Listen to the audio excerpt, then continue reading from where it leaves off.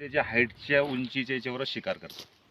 2 ते 3 फुटाची उंचीची शिकार करतात. लहान मुलांना सांभाळायचं. बरं सर, पाणी भरणार जे आता जात आहे शेतकरी समजा समजा रात्रीच्या तुम्ही वेळेस, गाणं लावलं समजा तर कदाचित, त्याला बचाव करण्यासाठी काय काय उपाययोजना हा, करावं तर लागेल? त्याच्या उपाययोजना हेच आहे आपल्याला का बाबा आपण वाफाला हे करतो तर चालता फिरता थोडंसं खकारणं किंवा दांगडू करणं, हा हुकलं, म्हणजे जेणेकरून त्या माणसाला हे होऊन जाईल, त्या बिबट्याला आभास होईल का कोणीतरी मनुष्य येतोय, तो आपली जागा चेंज करून टाकतो. तो काही तर कोणी माणसाचा भास होतोय बा, किंवा मोबाईलवरती गाणे लावणे.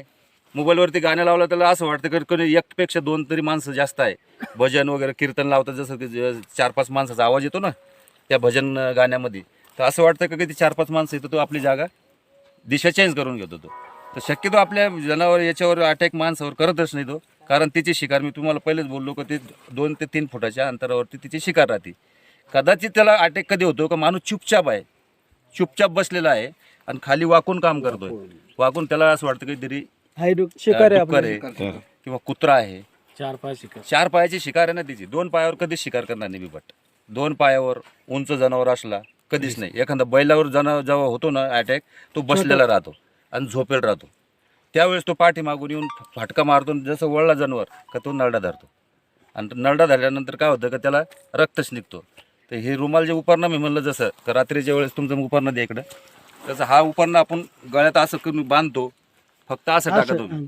कदाचित समजा आपल्यावरती हल्ला झाला आणि त्यानं धरलं तर त्याची जबान इतकी सेन्सिटिव्ह राहते का तो लगेच सोडून देणार. वाच येईल का त्याला? हे उपरण्यामुळे जबान कपड्याचा लगेच सोडून देतो. कारण आजपर्यंत जेवढ्या बी घटना झालेल्या आहे, ज्याच्या गळ्यात उपरणा, दुपट्टा, साडीचा पदर हे पूर्ण वाचलेले आहे. ज्याच्या गळ्यात नाही आहे ते समजा हे झालेले आहे, घटना झालेली आहे, अशा दुर्घटना झालेल्या आहे. त्याच्यामुळे हा गळ्यात उपरणं वगैरे रात्रीच्या वेळेस जेवणाचा डबा वगैरे शेतात नेला चालतो का? काही वासना वगैरे काही? जेवणाचा डबा नाही. मग आपल्याला शेतातच जायचं समजा, प्राणी मांसाहारी प्राणी ना, मासा आणि प्राणी आहे, त्याच्यात काही संबंध नाही आहे. दुसरी गोष्ट का तुम्ही शेतात समजा आपल्याला इथं नेहमी यावं लागतं, तर आपला टायर घ्यायचा, वेस्टेड टायर मोटरसायकलचा, आणि त्या टायराला थोडं तोडून घ्यायचं असं 4 बोटाचा, आणि त्याच्यामध्ये जिवंत आपल्या मिरच्या, ज्या वाळलेल्या मिरच्या राहतात लाल मिरची, त्या बुकटीने करायची, अख्ख्या मिरच्या भरायच्या त्याच्यामध्ये आणि एका साईडला लावून द्यायचं. म्हणजे ते कचवा अगरबत्ती सारखं जळत राहतो 1 ते 2 तास.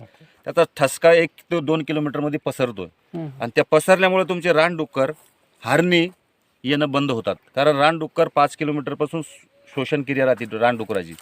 म्हणजे आपण काहीतरी मक्का पेरली, काहीतरी पेरलं समजा, त्या वासाने ते